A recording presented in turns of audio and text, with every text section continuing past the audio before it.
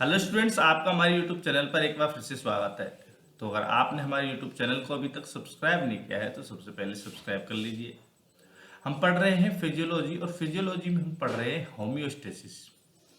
हमने उसमें अभी तक पढ़ा है कि होम्योस्टेसिस क्या होता है, उसका जो कंट्रोल सिस्टम है, होम्योस्टैटिक कंट्रोल सिस्टम जिसे कहते हैं, वो क्या होता है और फिर उसके कंपोनेंट्स क्या हैं। तो उसमें हमने कंपोनेंट क्या क्या पढ़े हैं। उसमें हमने कंपोनेंट पढ़े हैं कि उसका पहला कंपोनेंट है भाई साहब स्टिमुलस। स्टिमुलस जो है वो रिसेप्टर और फिर वहां से कंट्रोल सिस्टम और फिर वो इफेक्टर। मेनली कह सकते हैं हम कि चार जो चीजें हैं वो काम में आ रहे हैं एनी रेस्पॉन्स के रूप में। और इन चारों जो है इनके रेस्पॉन्स से ही होम्योस्टेसिस मेंटेन है। यानी कि होम्योस्टेसिस क्या है? To control at a set point. एक सेट पॉइंट है, उस सेट पॉइंट पर ही उसको क्या करना है, हमको रखना है। बॉडी की हर मैकेनिज्म को रखना है। ये है होम्योस्टेसिस। अब हम बात करते हैं, इसी में टॉपिक आता है फीडबैक मैकेनिज्म। फीडबैक मैकेनिज्म जो होता है वो भी होम्योस्टैटिक कंट्रोल सिस्टम है, उसी का दूसरा रूप कह सकते हैं हम। इसका अलग नाम चला जाता है क्योंकि इसमें बहुत सारी प्रोसेसेस आती हैं। ठीक है, तो अब हम बात करते हैं होम्योस्टैटिक की कंट्रोल सिस्टम की। तो उसमें फीडबैक मैकेनिज्म की बात करते हैं तो वो दो प्रकार की होती है, एक तो नेगेटिव होती है और एक पॉजिटिव होती है।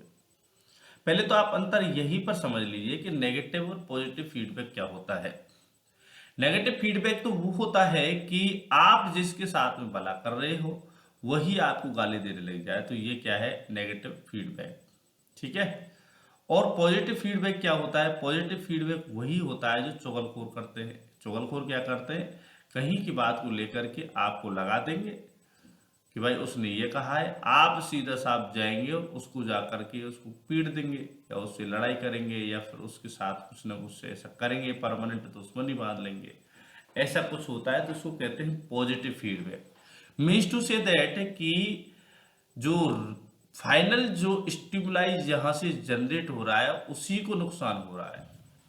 बात समझ में आई? नेगेटिव फीडबैक में भी क्या हो रहा है कि यार एक तो तू बन रहा है और तू ही उसको बोल रहा है, यानी कि आगे से अगर ये मैकेनिज्म तू चलाता है तो तेरा बनना बंद हो जाएगा, तो नुकसान तेरा हुआ। ठीक है। पॉजिटिव फीडबैक में हम देख रहे हैं कि पॉजिटिव फीडबैक में दूसरा तो क्या कर रहा है? पुश कर रहा है, और पुश करने के बाद उसने पुश किया, आपने क्या है उसको जनरेट किया और जनरेट करके आपने उसको दे दिया। तो होना क्या है? नुकसान वहीं भी आपका ही है, क्योंकि वो आपके खिलाफ ही रिस्पॉन्स आएगा, उस पुश करने वाले के खिलाफ नहीं आएगा। बात समझ में आ गई? तो ये है फीडबैक सिस्टम। इसको नेगेटिव फीडबैक वाला जो है उसको हम पढ़ते हैं, और नेगेटिव फीडबैक वाले को होम्योस्टैटिक कंट्रोल लूप भी कहा जाता है। ठीक है, इसमें लिखा हुआ है the mechanism of homeostatic control system is called negative feedback loop.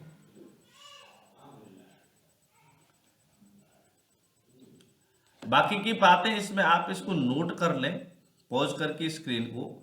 इनको मैं समझाने वाला हूं आपके लिए। देखिए, मैं इस डायग्राम से आपको समझाने वाला हूं। आप इस डायग्राम को ध्यान से देखेंगे तो आपको क्या समझ में आएगा कि कोई भी स्टिमुलस है वो सेंसर के द्वारा लिया जा रहा है और उसको कंट्रोल सिस्टम पे भेजा जा रहा है। तो वहां से इफेक्टर जो है उस पर वर्क हो रहा है फिर स्टिमुलस पर। ठीक है। तो देखिए, अब हम बात करते हैं बॉडी के टेम्परेचर की बात करते हैं। तो बॉडी के टेम्परेचर जो है वो बढ़ा, कितना बड़ा? 31 से 30 डिग्री से वो 38 चला गया, 37 डिग्री से 38 डिग्री चला गया। तो क्या होता है? आप सोचिए कि होता क्या होगा। तो ये जो टेम्परेचर बढ़ा है, ये टेम्परेचर ही खुद क्या करता है? ये खुद ही अपनी आप की सूचना को पहुंचाता है और बंद करने के लिए कहता है। ये मान लो आप, सिंपल सी बात ही है। ये खुद ही स्टीमलाई बन जाएगा। स्टीमलाई बन करके ये सेंसेशन सेंसर को देगा और वो वहां कंट्रोल सिस्टम को देगा और वहां से इफेक्टर जो है इस पर वर्क करेगा। टेम्परेचर बढ़ा 37 से 38 डिग्री सेल्सियस बढ़ा, बढ़ने के बाद में वो खुद ने स्टिमुलाई जनरेट किया, वो खुद कह रहा है कि बढ़ गया हूं मैं, और बढ़ने के बाद में वो स्टिमुलाई बढ़ गया है। और अब स्टिमुलाई जब बढ़ गया है तो वो क्या है, सेंसर के पास जाएगा, और सेंसर जो है कंट्रोल सिस्टम हमारा हाइपोथैलेमस, हाइपोथैलेमस में जाकर कहेगा, hypothalamus will work on sweat glands, और वहां से क्या होगा कि स्वेट जो है वो निकलेगा। ठीक है, चलो तो इसमें डायग्राम में हम देखते हैं, बॉडी टेम्परेचर जो है एक्सीड किया 37 डिग्री सेंटीग्रेड से, तो वहां की जो नर्व सेल्स है, सेंसेशन जो है वो स्किन ने और ब्रेन ने उनको लिया, वहां से टेम्परेचर रेगुलेटरी सेंटर ब्रेन में होता है हाइपोथैलेमस, तो वहां पर से फिर से इफेक्टर गया, उनको सूचना गई कि भाई स्वेट ग्लैंड्स जो काम करने वाले हैं, उनको स्वेट ग्लैंड्स को गई कि भाई साहब आप अपना कार्य करिए। वो क्या करेंगे, वो पसीने को छोड़ाएंगे और ये टेम्परेचर को फिर से डाउन करेंगे। खुद जो है स्टिमुलाई बन गया। ये तो हो गया नेगेटिव फीडबैक सिस्टम। अब हम बात करते हैं positive feedback mechanism. Positive feedback mechanism क्या कहा था हमने कि चुगलखोर होगा वो आपको कहेगा कि उसने आपके बारे में ये कहा है।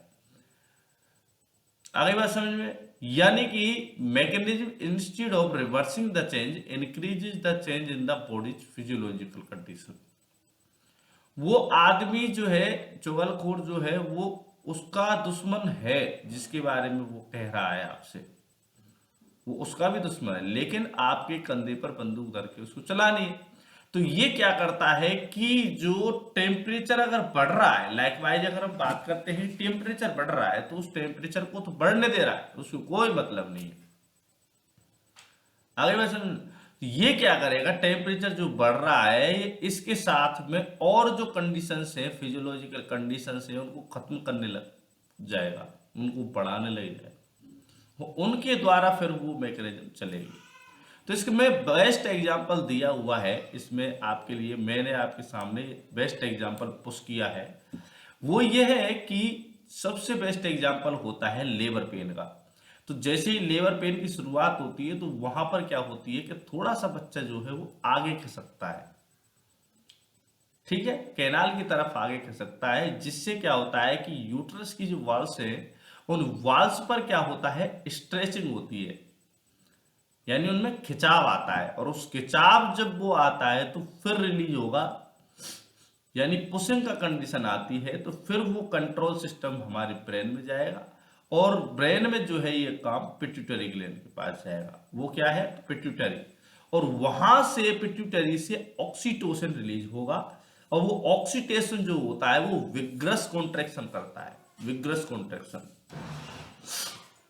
और ये तब तक प्रोसेस चलती रहेगी जब तक कि ऑक्सीटोसिन जो लेवल है वो अपने आप को मेंटेन नहीं कर लेता है, और ऐसी कंडीशन में जो बेबी है वो बाहर आएगा, कॉन्ट्रैक्शंस रिलीज होने लग जाएंगे और फिर डाउन होगा मामला।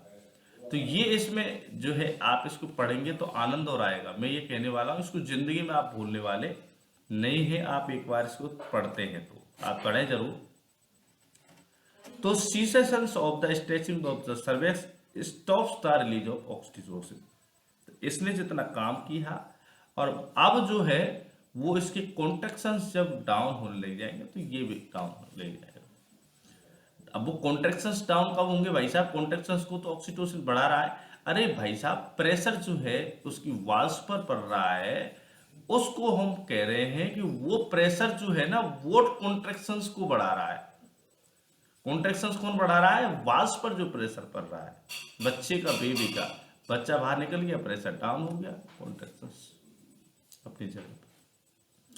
तो ये था पॉजिटिव फीडबैक मैकेनिज्म। इसमें एक और एग्जांपल इसका दिया हुआ है, platelet aggregation and accumulation in response to an injury. तो इंजरी हुई, इंजरी जैसे ही हुई है तो ब्लड का फ्लो होगा, ब्लड का फ्लो होता है तो क्या होता है, ऑक्सीजन लेवल डाउन होता है, और ऐसी कंडीशंस में फिर वो वहां पर कंट्रोल सिस्टम से आता है, और ये फिर से प्लेटलेट्स जो है वो एग्रीगेट होना स्टार्ट हो जाती है। धन्यवाद।